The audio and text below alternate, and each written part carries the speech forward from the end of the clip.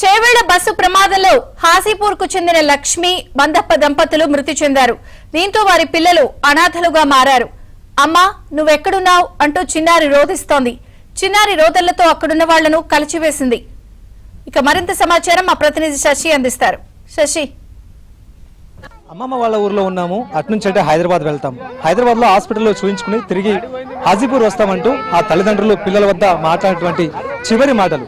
అయితే ఉదయం జరిగినటువంటి బస్సు ప్రమాదంలో తల్లిదండ్రులతో దుర్మరణం పాలైతే ప్రస్తుతం ఆ ఇద్దరు పిల్లలు అనాథలుగా మారారు. ప్రస్తుతం ఆ ఇద్దరు పిల్లలు మనతో ఉన్నారు. ఒకసారి మాట్లాడదాం. అమ్మ ఏం మాట్లాడడానికి కూడా కనీసం మాట్లాడని వాళ్ళ దుఃఖం అయితే అసలు మాటలకు అందనిది. అసలు తల్లిదండ్రులను పోగొట్టుకుని ఆ చిన్న పిల్లలు రోధిస్తున్నటువంటి తీరు అసలు వర్ణనాతీతం అంటూ కూడా చెప్పుకోవచ్చు. లక్ష్మి ఆ తర్వాత బందప్ప, ఈ ఇద్దరు దంపతులకు ఇద్దరు ఆడపిల్లలే. ఈ ఇద్దరు కూడాను ఒక పెద్దమ్మాయి కూలీ పనికి వెళ్తే చిన్న అమ్మాయి మాత్రం 4వ తరగతి చదువుతూ ఉంది. అయితే ఈ ప్రమాదంలో లక్ష్మి బందప్ప ఇద్దరు కూడా దుర్మరణం పాలయ్యారు.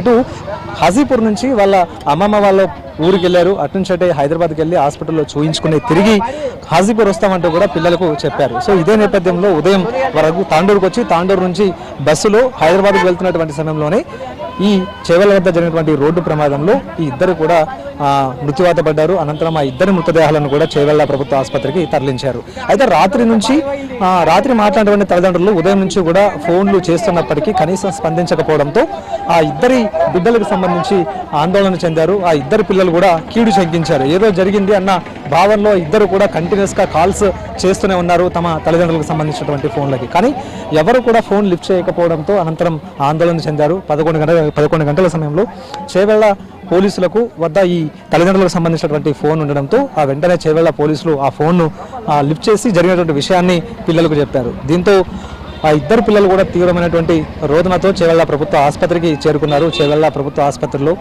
తమ తల్లిదండ్రులకు సంబంధించినటువంటి డెడ్ బాడీని చూసి ఏడుస్తున్నటువంటి తీరు అందరినీ కూడా కలిచివేసింది. ఇద్దరికీ కూడా కేవలం కూలీ పనులు చేస్తూ ఆ ఇద్దరు పిల్లల్ని పెంచి పోషిస్తూ ఉన్నారు. ఊర్లో ఎలాంటి ఆస్తిపాస్తులు కూడా లేవు. కేవలం రోజువారీ కూలీ పని చేసి వచ్చినటువంటి ఆదాయంతోనే పిల్లల్ని పోషించుకోవాల్సిన పరిస్థితి. అయితే ఇప్పుడు ఆ ఇద్దరు తల్లిదండ్రులు మరణించడంతో ఆ ఇద్దరు కూడా ప్రజెంట్ పిల్లలు అనాథలయ్యారు. చేరదీసేవారు లేరు. కనీసం వారి బాగోగులు చూసేటటువంటి వారు కూడా లేరు. ఇక 4వ తరగతి చదువుతున్నటువంటి చిన్న అమ్మాయి ప్రస్తుతం రోధిస్తున్నటువంటి తీరు మాత్రం ఇక్కడ మార్చిల వద్ద ఉండే వారందరినీ కూడా కంటతడి పెట్టించింది. అమ్మా నువ్వెక్కడ, అమ్మా నువ్వు నాతో ఎప్పుడు మాట్లాడుతూ ఉంటూ ఆ చిన్నపిల్ల రోధించేటటువంటి తీరు అందరి ఉదయాలని వెలిపెట్టింది. సో అందరి కళ్ళల్లో కూడా కన్నీరు వచ్చేలా చేసిందంటూ కూడా చెప్పుకోవచ్చు. రోజు కూడా స్కూల్కి వెళ్ళేటటువంటి ఆ చిన్న పాప తమ తల్లిదండ్రులు తమకున్నారన్న భరోసాతో ఆ ఇద్దరు బతుకుతున్నటువంటి నేపథ్యంలో ఇప్పుడు ఈ ప్రమాదం ఆ తల్లిదండ్రులనే దూరం చేసింది. దీంతో తమ జీవితం ఎలాగా, తమ భవిష్యత్ ఎలాగా అంటూ ఆ ఇద్దరు పిల్లలు ప్రజెంట్ రోధిస్తూ ఉన్నారు. వాళ్ళతో పాటు వచ్చినటువంటి బంధువులు ఆ పిల్లల్ని ఓదార్చేటటువంటి ప్రయత్నం చేసినప్పటికీ కూడా కనీసం వారి ఓదార్పులు ఎక్కడా కూడా వారి కన్నీళ్లను ఆపలేకపోతూ ఉన్నాయి. ఇక చిన్న పాప రోధించేటటువంటి తీరు అయితే మాత్రం అందరినీ కలవరపాటుకు గురి చేస్తుందంటూ కూడా చెప్పుకోవచ్చు. అమ్మా నువ్వు ఎప్పుడు వస్తావు, అమ్మా నువ్వు ఎవరితో మాట్లాడతావు, ఒక్కసారి నాతో మాట్లాడంటూ ఆ తల్లిని చూసి ఆ పాప రోధించేటటువంటి తీరు మాత్రం అందరి కళ్ళల్లో కన్నీటిని తెప్పిస్తుంది. సో మొత్తానికి చేవెళ్ల ప్రభుత్వ ఆసుపత్రి వద్ద ఇలాంటి రోదనలు ఎన్నో ఉండేవారంతా కూడా చిన్నపిల్లల ఏడుపుల తర్వాత తమ వాళ్ళను పోగొట్టుకున్నటువంటి కుటుంబ సభ్యుల ఏడుపులను చూసి అందరి కళ్ళల్లో కూడా కన్నీరు కారుతూ ఉన్నాయి. ఓటు స్టూడియో ప్రాంతం పక్కనే అంటే ఈ వికారాబాద్ చేవెళ్ళ తర్వాత అనేది ఇది పనికిరాని ప్రాంతం కిందకి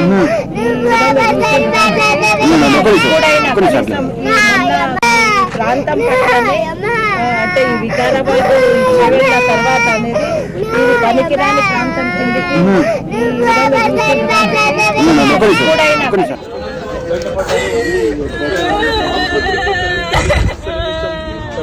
మనం చూడొచ్చు కొంతమంది మరి కుటుంబ సభ్యులు